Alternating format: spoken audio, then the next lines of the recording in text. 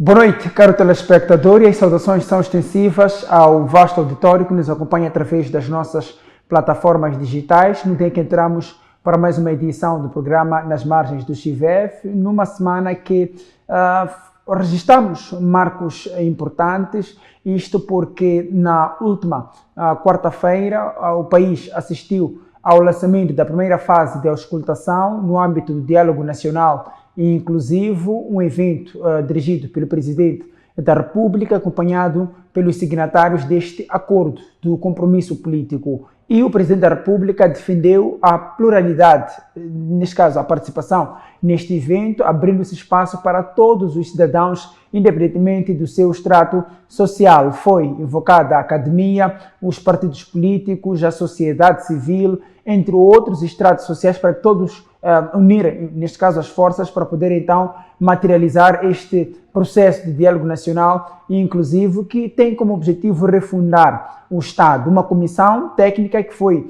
criada para poder trabalhar em 2 anos e apresentar a proposta de revisão constitucional, esta proposta que vai ser recebida pelo Presidente da República e os outros líderes políticos que posteriormente farão a apreciação. A ser aprovada a proposta será depois submetida ao Parlamento para apreciação e aprovação. Por isso, vamos hoje, uma vez mais, receber o Dr. Pedrito Cambrão para uma análise primeiro sobre este tema e mais adiante vamos avançar para outros assuntos que também vão merecer destaque nesta edição do programa Nas Margens de CIVEF. Dr. Cambrão, boa noite e bem-vindo. Boa noite, Rui. Boa noite a todos os nossos telespectadores da MBC TV. De facto, esta semana foi rica, pois deu-se o pontapé de saída, assim podemos dizer, da plataforma do diálogo nacional inclusivo. Diálogo que deve abranger toda a nação através da escutação pública, diálogo que é inclusivo, significa que os outros diálogos eram exclusivos. Este é o diálogo inclusivo. E, de facto, é inclusivo, pois os outros eram mais um diálogo interpartidário.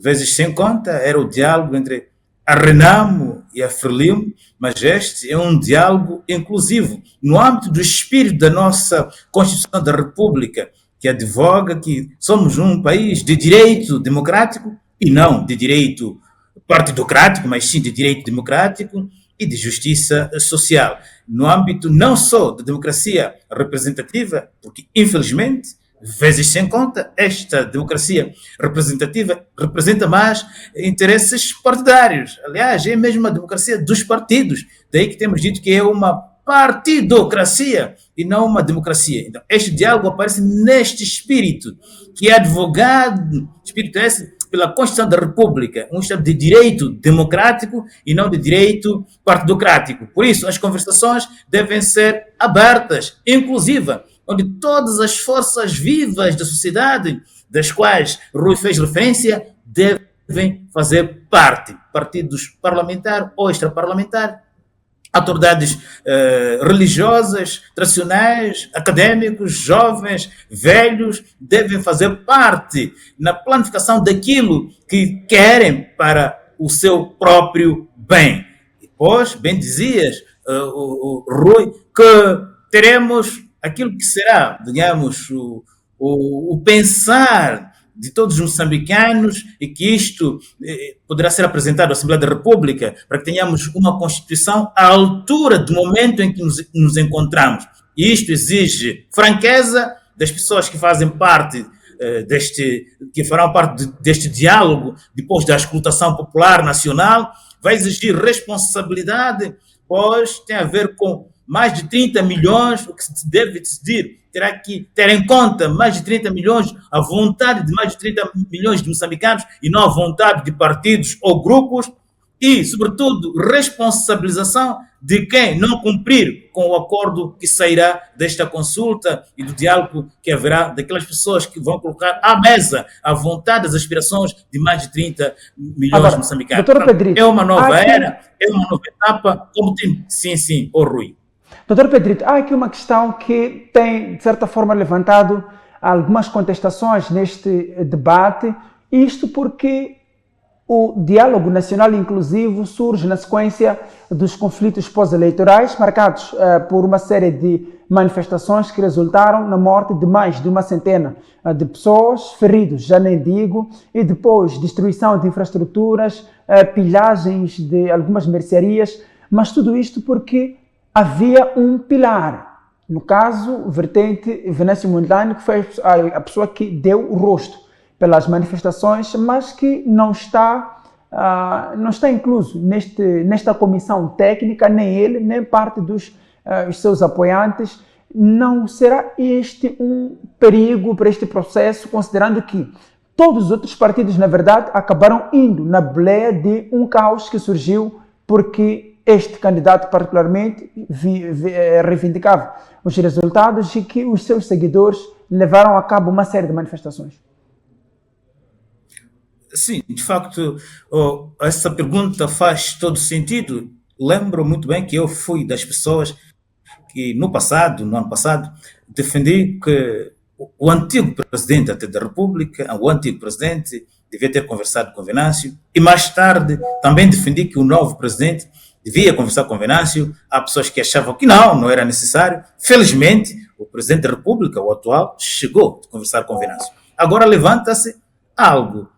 A ausência do partido do Venâncio, a ausência do próprio Venâncio, nestas conversações, sobretudo na equipa técnica. Bem, pode ser uma das razões porque o partido surge mais tarde, mas sabemos que quando há boa vontade é possível ultrapassar obstáculos. Faço votos que a comissão técnica, não querendo incorporar o partido do Venâncio, pelo menos faça algo, e disse o Presidente da República que todos devem fazer parte desta mesa dialógica. Pelo menos a comissão técnica tenha consciência e vontade de poder consultar o próprio Venâncio, consultar o partido Venâncio daquilo que são as suas aspirações. Então, como eu dizia, todos devem fazer parte desta mesa de diálogo. Então, acho eu, de bom senso, se não fazem parte da comissão técnica, pelo menos o partido do Venâncio, assim como o Venâncio, devem ser consultados para eles colocarem à mesa aquilo que acham que é necessário fazer, a harmonia e coesão social, como até o próprio Presidente da República dizia que temos que fazer tudo para que tenhamos harmonia e coesão. Isto de ciclicamente termos convulsões pós-eleitorais que resvalam em mortes e destruições, não deve continuar a ser algo normal, é abominável. Então não podemos continuar a fazer mesmas coisas para termos resultados diferentes. E uma das maneiras é essa abertura, este diálogo ativo, essa escuta ativa, e se é escuta, então o Partido Venâncio, assim como o próprio Venâncio, terão que ser escutados, se é que já não há espaço para fazer parte da comissão técnica. Pois, agora, doutor Camarão, para quem acompanhou o discurso do Presidente da República e também do líder da oposição, Albino Forquilha, deve ter notado que, por exemplo, o discurso do Presidente da República foi muito abrangente, mas há uma questão que fez menção o Presidente, que dizia que ninguém precisa escrever cartas ou requerimentos para poder fazer parte deste processo. O Albino Forquilha também veio reforçar o mesmo ponto, numa altura em que Venâncio Mondlane já falava de escrever ao Presidente da República para que o seu partido também fizesse parte da comissão técnica. Entende que este discurso foi saudável ou nem por isso? Não é possível agradar a todos, a gregos e troianos, assim diz um velho adágio. Se o Presidente apareceu a falar desta forma, por um lado, como bem fizemos referência, todo o processo, tudo aquilo que aconteceu, e há vezes até que os dois se encontravam, mas depois sentíamos mais tarde alguns discursos não abonatórios, não de reconciliação.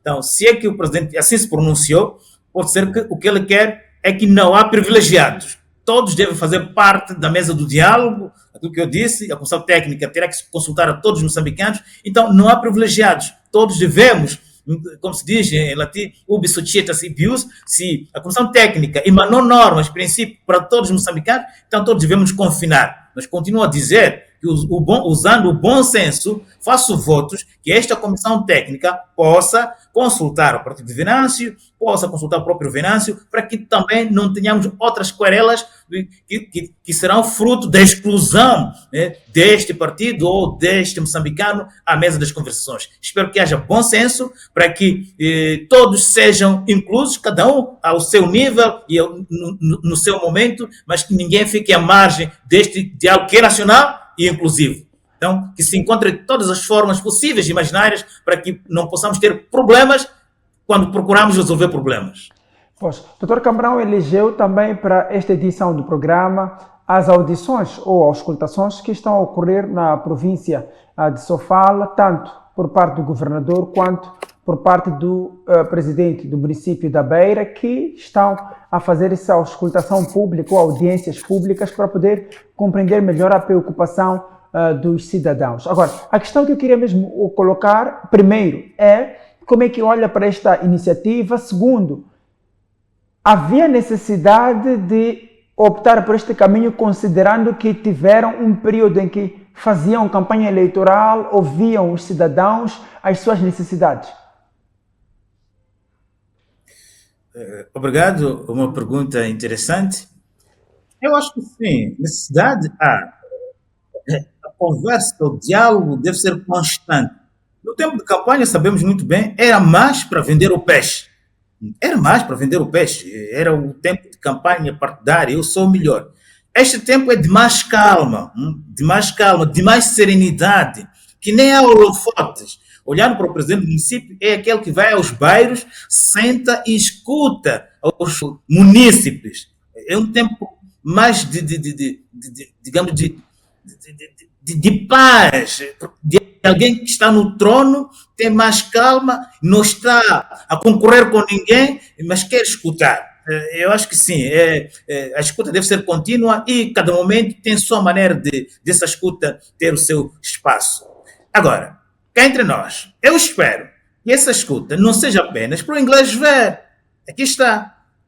Dizia eu que seja uma verdadeira democracia. Porque até podíamos dizer, mas existe a Assembleia Municipal, será que essa Assembleia Municipal não representa interesses dos munícipes?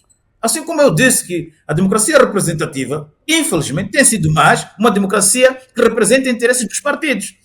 Esta escuta, este momento de escutação, de audiências, vejo mais um contacto direto, até parece aquela democracia da Grécia, é um contacto direto em que o presidente escuta os seus munícipes. Há questões que talvez não chegam à Assembleia Municipal, mas está no bairro, vendo e escutando todas as forças vivas dos bairros, poderá ter uma visão diferente daquela que é apresentada em lugar oficial, até com algum elitismo.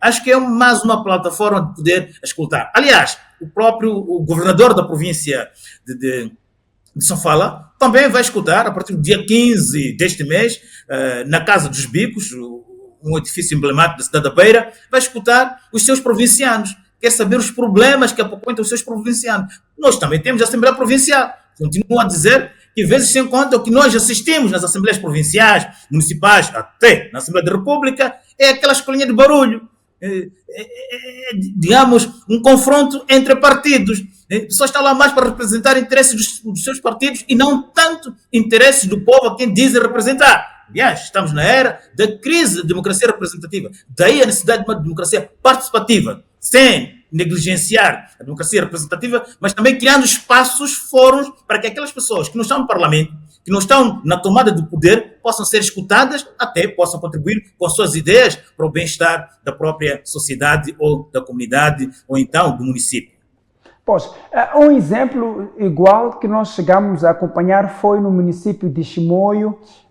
João Ferreira, a dada altura, teve esta iniciativa em tempos, sentava do lado exterior do seu gabinete e recebia munícipes para poder auscultá-los e entender as suas preocupações. E hoje podemos ver o município de Chimoio é um dos municípios que tem condições, por exemplo, para construir e fazer a manutenção das suas vias de acesso. É um município que tem, por exemplo, uma empresa própria de transportes, tem maquinaria preparada e por aí adiante, tudo em benefício do munícipe. Acredita que este também pode ser o mesmo modelo que virá trazer soluções práticas e assertivas para os municípios.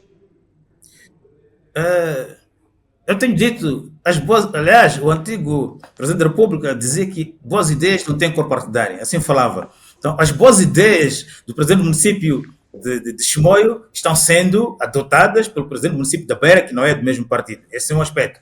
Segundo, os latinos dizem repetitio iuvant, ou seja, a repetição ajuda. Boas coisas devem ser repetidas, tenho dito eu, e más coisas devem ser repelidas. Eu acho que sim, é uma oportunidade de mostrar que, de facto, o patrão é o povo. Eu continuo a dizer, democracia quer dizer poder do povo e não poder do partido. Muito menos poder dos cleptocratas. Né? Então, aqui está o povo pelo povo, mas, sobretudo, colocar em prática, ou seja, satisfazer a vontade do povo, porque é este povo que elege, é este povo que é prometido coisas, mundos e fundos, é este povo que deve tomar primazia. Acho que sim, é um exemplo a seguir, e os bons exemplos devem ser seguidos, e os maus exemplos devem ser repelidos. Oxalá que assim seja. Aliás, o município da Beira tem feito esse exercício, dessa vez talvez de uma forma diferente, mas o presidente também é aquele que escuta as pessoas, sempre dá espaço no seu gabinete, encontra um tempo para escutar os seus munícipes. Agora é o governador da província de Sofala. Oxalá que esse exemplo seja replicado também noutros municípios, noutras províncias e, sobretudo, no país como um todo. Continuo a dizer, estamos numa democracia e não numa partidocracia, muito menos numa cleptocracia que resvala em cartéis, nhonguismos, whey's e refrescos. Poxa, entramos agora então para o último tema eleito por si, Dr. Cambrão, nesta conversa que tem a ver com o conflito de terra na província de Sofala, na cidade da Beira, onde dois investidores disputam o mesmo espaço, mas, pelo que se pode perceber, há um outro investidor, o chinês, que tende a usurpar cada vez mais a terra de um outro investidor que, por sinal, teria conseguido o direito de uso e aproveitamento de terra de forma atempada. O que é que isto significa? Tendo em conta que ambos estão a recorrer à edilidade. O primeiro investidor conseguiu a documentação, mas um outro chinês conseguiu subverter o processo e ter um outro documento de uso e aproveitamento de terra e está a usar este mesmo espaço. O caso já está no tribunal. O que é que isto significa? Infelizmente, tem sido recorrente o problema de usurpação de terras. Tem sido recorrente o problema do direito e uso e aproveitamento de terra. Os mais pobres têm muitos problemas. Até consegue o espaço, mas parece um tubarão, assim diria, alguém endinheirado consegue ter o direito de uso e aproveitamento de terra em detrimento daquela pessoa que merecia, que é ou que é dono do espaço. Já quando da entrega das mais de 800 casas em Guaraguarabuse, passada a Fundação de Caridade Sushi, e depois a entrega das escolas Mudamufo, o presidente da Fundação, Dino Foi, pediu ao presidente da República para que acelerasse o processo de entrega de documento, direito e uso, aproveitamento de terras aos reassentados em Guaraguara. Percebe ele que, infelizmente, enquanto alguém faz boa coisa, pode alguém que amanhã vai apresentar um documento dizendo que aquele espaço, aquele lugar é dele. Todos os dias nos temos debatido com este problema. Aqui está. Quem devia ajudar, no lugar de ajudar, facilita, é conivente para situações. No caso em apreço, é o setor de inspeção que se mete neste jogo sujo. Estamos aqui diante de dois que disputam o mesmo espaço. Por que aprofundar e sabermos que o moçambicano, que era o dono, talvez ganhe ninharia. Infelizmente, os técnicos dos municípios, os municípios, no lugar de vir os municípios, vêm-se do seu status quo para esse tipo de jogos, esse tipo de injustiça. Aqui, de novo, aquilo que já falamos, cleptocracia, poder do roubo, o bem comum, o bem público, o povo é resvalado, ou é última instância, em último lugar. Há um problema ético, sim, mas também há um problema jurídico. De facto, dura lex sed lex, a lei deve ser dura. Mas o fato de alguém ter o doado porque os outros meios, a nós questionamos, foi de leis cinemórbis, de que serve essa lei se ela é injusta? O pacato cidadão, o pacato não tem possibilidades financeiras ou monetárias, é capaz de perder o seu espaço porque apareceu alguém que tem condições, seja um moçambicano endinheirado ou, sobretudo, os estrangeiros. Neste caso temos um indiano, temos um chinês, oxalá que sejam moçambicanos, mas a probabilidade de um deles ser estrangeiro é maior. Então, parece-me que estamos a entrar numa nova colonização daqueles que têm dinheiro, das corporações multinacionais, que desterritorializam pessoas e as pessoas são entregues à sua sorte. Temos tido até esse problema. Colonização daqueles que têm dinheiro, que compram a elite política que devia defender o povo. Aqui, se nós falamos de independência econômica, nós também temos que pensar que também politicamente nós estamos independentes, porque algumas pessoas, por causa do vil metal, são capazes de vender a sua própria pátria, de vender a sua própria alma, de colocar o povo refém de corporações multinacionais ou então de investidores que atropelam as leis e muito menos têm em conta os valores locais, usos e costumes, e pior ainda, colocam o povo à margem, aquele que devia estar no centro da política. Aqui é de lamentar que sejam os próprios funcionários ou técnicos a facilitar a corrupção ou a cleptocracia. E como é que nós vencemos este problema? A resposta pode ser simples, mas é complexa. Primeiro, temos que educar as pessoas a respeitar o seu mundo, a sua função. Se é inspetor é para inspecionar. Se é vereador, é para fazer aquilo que lhe diz respeito. Segundo, temos que responsabilizar as pessoas. Se alguém cometeu um erro, essa pessoa deve ser responsabilizada. Houve um exemplo em Maputo, há anos, quando a ministra da Administração Estatal era a doutora Namachilua, em que o município de Matola queria derrubar ou destruir uma casa porque a casa foi construída num lugar que era um leito, passava lá um riacho, não devia estar lá qualquer construção. A ministra insurgiu-se dizendo: a primeira pessoa a ser responsável é quem deu o doar, quem permitiu o direito de uso e aproveitamento de terra. Estamos a falar de funcionários do Conselho Municipal. Então, essas pessoas devem ser responsabilizadas para que essas pessoas aprendam e as outras pessoas não cometam o mesmo erro. O outro aspecto não menos importante é que nós precisamos de ser responsáveis. Não podemos colocar em certos lugares pessoas por confiança política, por afinidades, por, digamos, familiarismo, por questões financeiras, a tal compra de vagas de emprego. Não, devemos colocar pessoas íntegras, idôneas, cada um no lugar certo. E se a pessoa não responde, não está à altura do lugar, que seja afastada, mas não só afastada, responsabilizada de forma exemplar. Aqui não, é laissez-faire, laissez-passer. Continuo a dizer, parece que a lei é dura para os pilha-galinhas e é fraca para os tubarões. Não podemos continuar a fazer isto. Responsabilidade, mas também responsabilização. Pois, doutor, estamos já ao término do nosso programa e gostava de deixar esse espaço mesmo para últimas considerações, antes mesmo de nós fecharmos.